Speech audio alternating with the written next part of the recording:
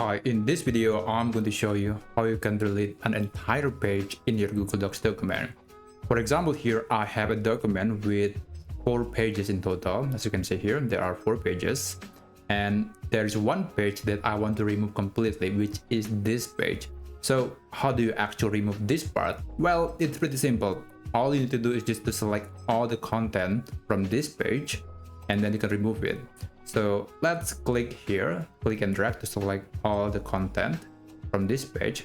So you have to make sure that all of it are being selected.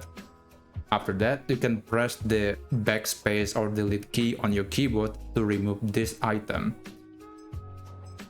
And there you go. If you are doing it properly, or if you're doing it correctly, the page would also be removed. But sometimes the page might still exists, but it's not showing anything. In that case, you probably have some leftover like spaces or new lines that you have to remove as well. But the process is the same.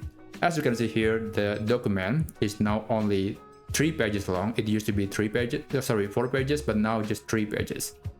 So that's basically how you can delete an entire page in Google Docs.